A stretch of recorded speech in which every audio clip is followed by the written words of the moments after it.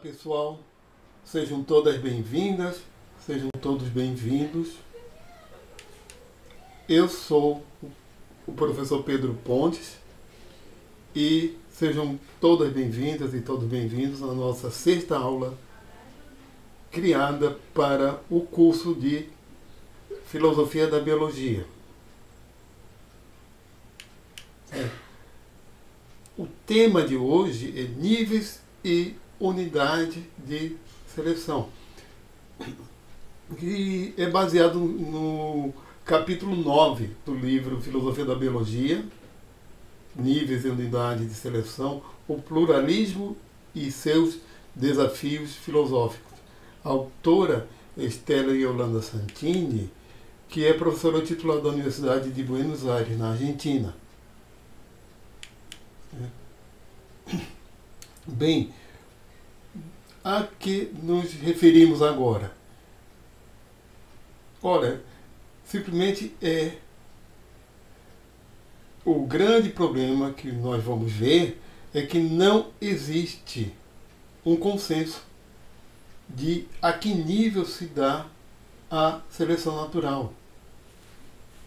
Do ponto de vista original do darwinismo, a seleção natural seria algo que acontece nos indivíduos, afeta indivíduos e a partir daí gera a evolução, eliminando os que não são adaptados àquelas condições e selecionando os adequados.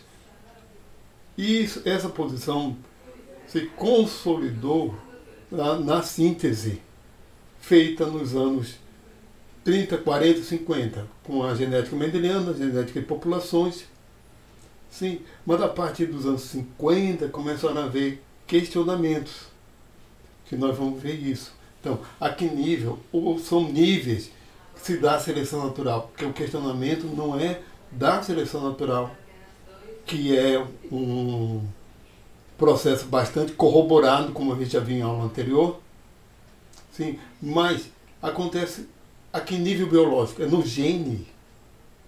É um processo que afeta só os genes, ou o indivíduo, ou é um processo tipológico que afeta a espécie, ou em que outro nível da organização biológica.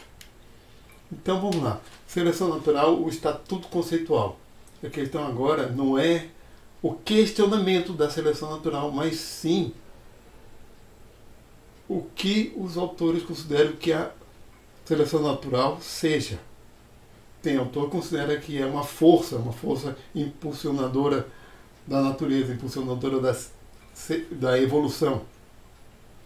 Outros a consideram um fator causal, ou seja, a causa da evolução.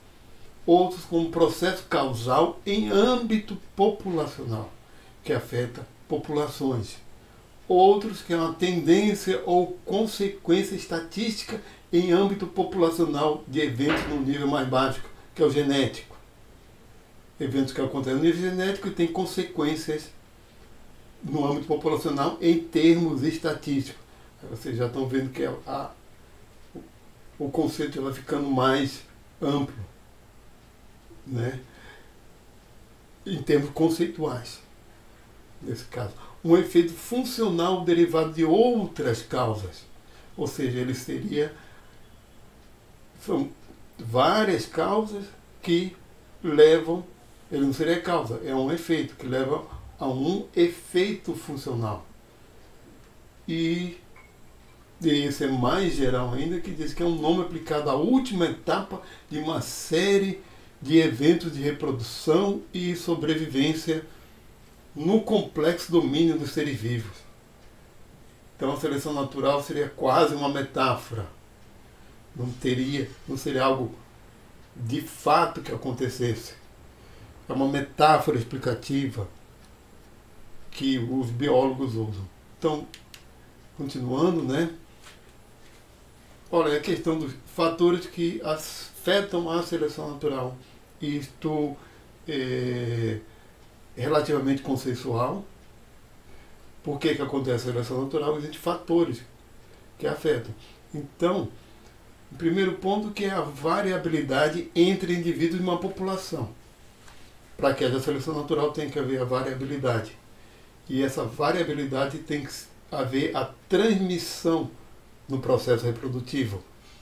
E tem que ter um ambiente de reprodução.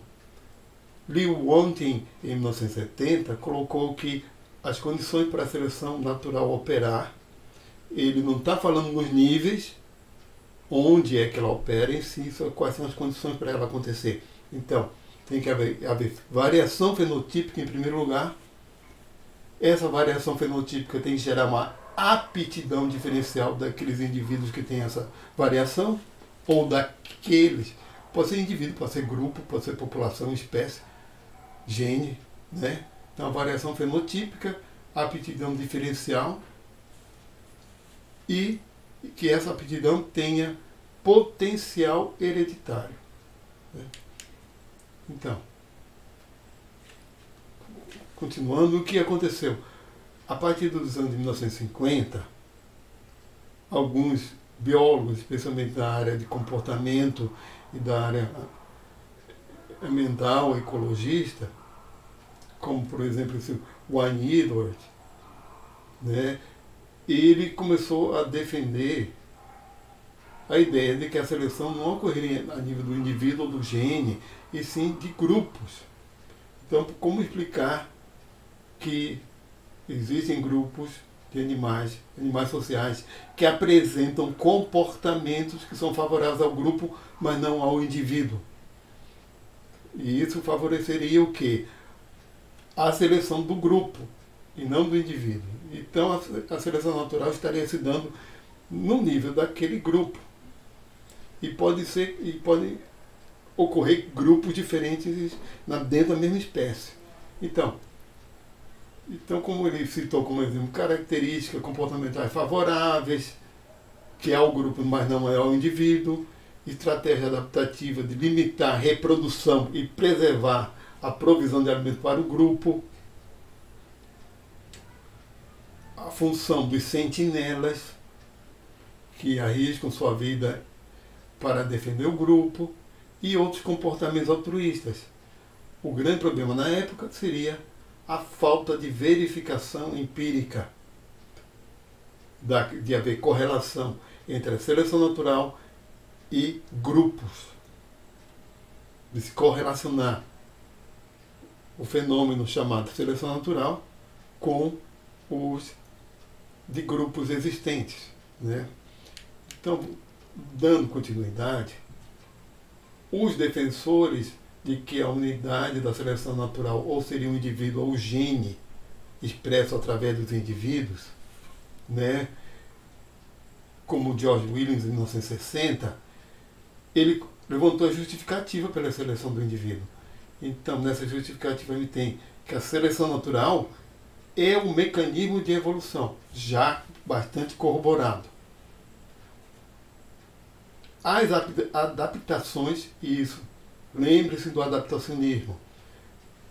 Ele tem uma postura adaptacionista, certo? Ele está defendendo argumentos adaptacionistas. A tese de que as adaptações resultam da seleção, a convicção de que os indivíduos são os objetos ou entidades reais no processo de seleção, entidades concretas, a seleção se dá eliminando ou favorecendo indivíduos, e a afirmação de que processos de evolução são os indivíduos, não as populações, são os indivíduos que mostram as adaptações, a variação, a diferença. Sim, então, no caso, ele chega à conclusão que são os genes, na forma de informação, não necessariamente algo concreto, que o DNA é um veículo dessa informação, que é o foco realmente da seleção natural. Certo? E a grande crítica que ele sofreu depois foi por estar sendo reducionista, por não procurar uma explicação que fosse abrangente ao todo. Sim. Continuação aqui da unidade de seleção. Richard Dawkins, que nós vamos ouvir falar dele no terceiro módulo do curso, quando nós formos ver as questões da relação biologia-sociedade, biologia e cultura, certo? No livro O Gênio Egoísta, primeira edição em 1976 e depois reeditado em 1982, certo? E também, voltando a falar no adaptacionismo, porque o posicionamento dele em relação ao adaptacionismo é o seguinte: ele é um adaptacionista explanatório. Ele aceita o adaptacionismo do tipo explanatório. Lembre-se da aula de adaptacionismo que foi a passada, certo?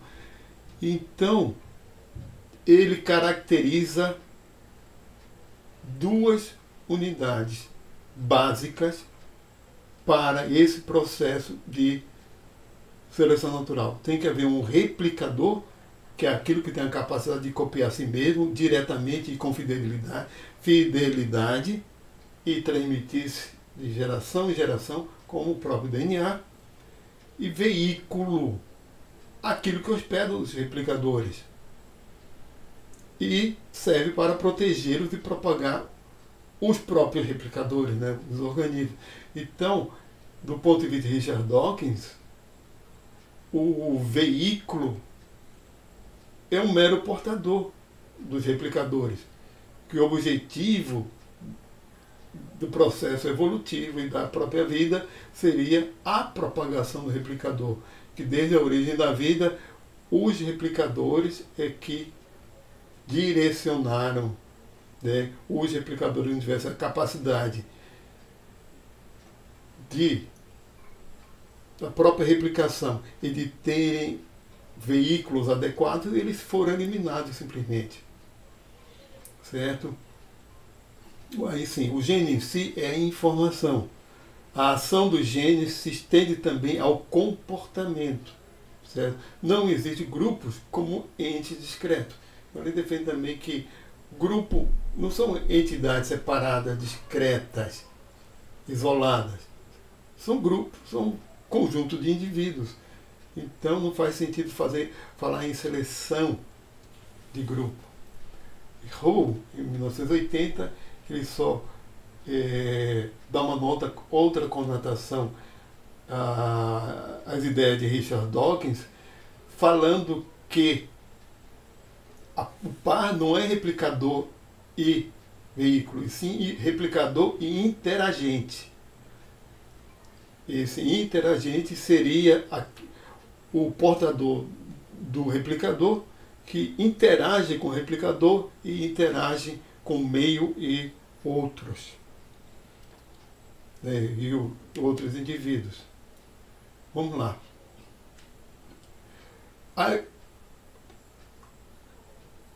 Os defensores da seleção de grupo, certo? Começaram também a levantar suas teses lá para os anos 1970, 80 e ganharam força a partir dos anos 1990, certo? Dois exemplos de Wilson e Sober, certo? Que levantou aí 4 pontos para a gente. Em primeiro lugar, os interagentes são relevantes. Aí, ou seja, seres que interagem. Essa interação é relevante para a sobrevivência. Em primeiro lugar. Em segundo, a estrutura da população é importante para caracterizar a unidade de seleção. Certo? A estrutura da população é importante para caracterizar a unidade da seleção, ou seja, como essa população está organizada. 3. A aptidão é propriedade. Certo? É uma propriedade de grupo, acrescentando isso. A aptidão é algo que pode ser expressa em grupo, como os gritos de alarme. 4. Os grupos são associações locais e temporais. E associações que levam a vantagens adaptativas do que a ação puramente individual. Então, os indivíduos pertencentes ao mesmo grupo, por causa de suas interações, como o primeiro ponto, as interações são relevantes, e não porque estão lado a lado, simplesmente agrupados. Então, a defesa dele é a respeito dessa importância das associações, das organizações entre indivíduos para a sobrevivência, que isso é relevante e isso tem impacto em termos de seleção natural, de favorecerem ou não a seleção natural. E os que têm mais aptidão de grupo são favorecidos. Então, continuando, né, falando ainda em grupo, em 2009, fala sobre a seleção de grupo em si, certo? Na variação da aptidão entre grupos de uma mesma espécie, pode haver grupos que uns têm um comportamento mais vantajoso em relação aos outros naquele ambiente e acabam sobrevivendo. Ou que tem um comportamento, ou, por exemplo, uma capacidade de aprendizagem melhor para aquelas condições, por exemplo, a mudança ambiental, do que outros ia haver vantagem. Então, o processo de seleção pode ocorrer assim, a nível de grupo, considerando esse ponto. Certo? E mas ele também defende que há seleção individual, sim, com variação na aptidão entre seres do mesmo grupo. E gênica, que a variação na aptidão pode ocorrer entre genes no mesmo organismo. Mutações podem, dentro do mesmo organismo, levarem a uma vantagem na expressão gênica.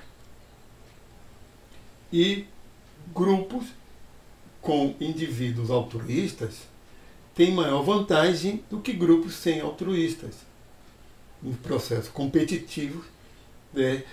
E o altruísmo é um fenômeno muito mais disseminado do que se pensava nos anos de 1950. Vamos lá.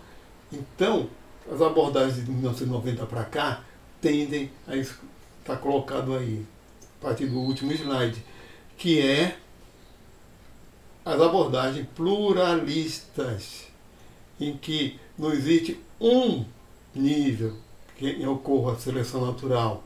Ela pode ocorrer em vários níveis, ou em múltiplos níveis, certo? Então, também inicialmente, o grande problema é que é um confronto entre posições filosóficas, que é o monismo e pluralismo e intermediárias. A autora considera que o pluralismo é diferente de universalismo, certo? Assim, para determinar qual o fator causal da seleção natural. Porque tem autor que considera que só poderia ter um fator causal. E outros, não, que o fator causal podem ser vários. Ou podem estar em diversos níveis que se observa. Certo? Isso também é uma questão de posicionamento filosófico, epistemológico. Certo? Então, um exemplo que ela dá, que é a seleção em níveis múltiplos, que considera como uma hierarquia na organização dos seres vivos, né? Que hierarquia que parte dos genes, organismos, grupos e espécies, como agente da seleção natural. Lembre-se do conceito de espécie na questão do pluralismo, naquele nosso vídeo sobre o conceito de espécie, que a tendência atual é adotar conceitos pluralistas. Não se tem um consenso só. E a questão da seleção natural, atualmente não existe um consenso nesse caso, no que nível ela acontece. Tem muito a ver com a abordagem que aquele autor dá. e a filosofia, né, a epistemologia dele, certo? Então, o ponto negativo do pluralismo frouxo, se for um pluralismo todo sem um embasamento empírico, é que ele pode descambar para um relativismo. Fica aquela coisa sem rigor científico, né? Tem uma forma de pluralismo, é o convencionalismo, que é ontologicamente neutro, diz que as explicações são convenções, que não se importa tanto com as questões como vamos dizer, ou empíricas. O que interessa é ter as explicações, né? E o realista, como de Sober e Wilson, certo? Que eles falam muito como um exemplo de por causa para ficar a conduta cooperativa e altruísta, simbiose, mutualismo e forma de vida social, como das abelhas, das formigas, cupins, e vida social, no caso dos invertebrados, né? Que isso era muito mais comum do que se pensava, certo? E existem vários níveis em que se aplica a seleção natural. Então, o realista considera a partir de dados empíricos que realmente existe vários níveis de seleção natural, né? E que só o pluralismo conseguiria dar conta dessas explicações. Continuando, né, existe postura intermediária, como do Walter, que é um realismo moderado, né, que enfatiza o lado do significado empírico, né, porque entre as representações aquela que tem mais base empírica. E Godfrey Smith, que a gente já falou desse autor, né, eles fizeram um estudo da evolução da população a partir de modelos matemáticos.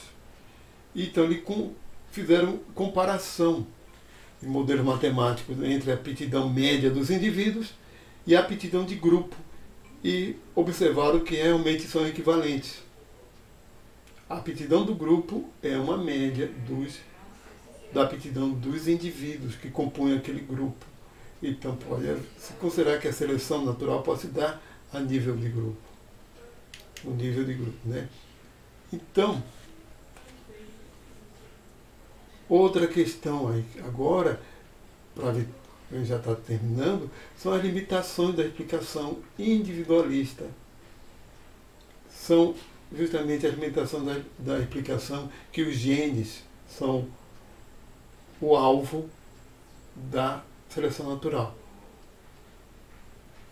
Que há um abuso da dinâmica interna causal em favor do gene. Tudo tem a causa no gene, a coisa é direcionada para isso. Tem a chamada falácia da média, certo? Tem reducionista, né? É questão de identificação incorreta da unidade, certo? Porque de unidades. Outra questão é o favorecimento da dicotomia replicador entre agente ou veículo como algo totalmente separado. E os genes como os únicos replicadores. Vamos ver isso depois, né? Mas a gente não pode também considerar os genes como os únicos replicadores, tá? A proposta de Eva Jablonka e Simona Ginsburg, certo?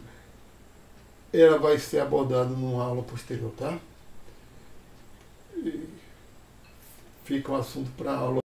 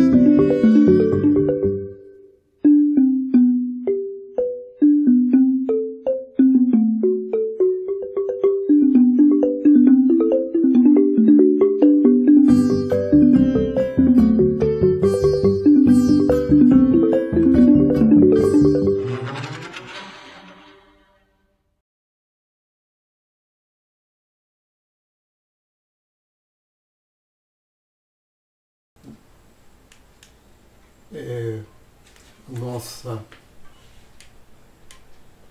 bibliografia, a gente está encaminhando para terminar essa aula.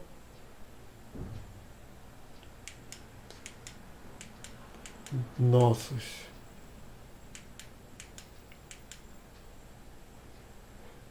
aplicativos auxiliares e os créditos, tá? Muito obrigado a todas, muito obrigado a todos. Até a próxima aula.